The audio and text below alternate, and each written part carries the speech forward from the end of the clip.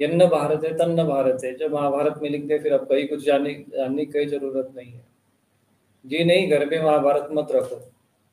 इन प्रेत पिशाचों ने तुम लोगों के मन मस्तिष्क को इतना प्रभावित कर दिया, स्वयं बैठने के चक्कर में जानते थे कि इनके घरों में यज्ञ होगा, इनके घरों में महाभारत होगी, इनके घरों में त्रिकाल संध्या होगी, तो हमारा अस्तित्व नहीं रहेगा।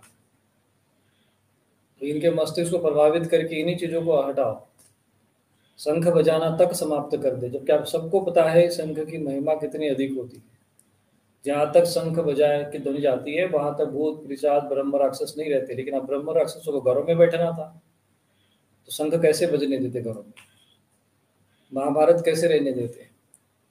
भगवत गीता का कोई पाठ नहीं करेगा, दिन रात लगे इसका पाठ करो उसका पाठ करो, भगवत गीता ही नहीं पढ़ता है।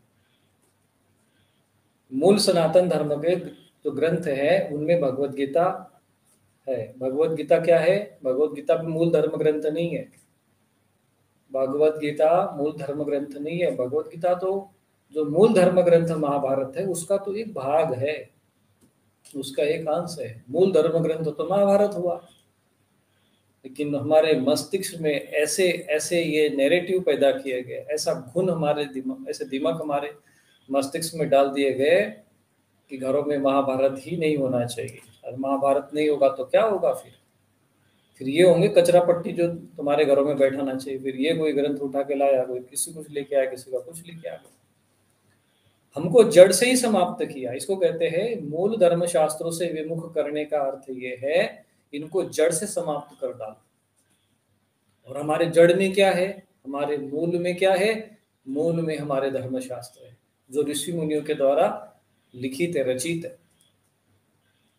महाभारत धर्म ग्रंथ लिखा किसने? समाधि में जाकर महर्षि व्यास जी ने। लिखा किसने? भगवान श्री गणेश जी ने। और ऐसे धर्म ग्रंथों को घर में नहीं रखना चाहिए। किसे कौन बता रहा है?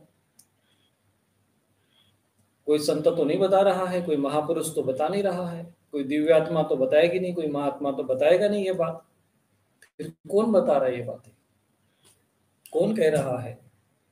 जो हमें जड़ सहित समाप्त करना चाहते हैं।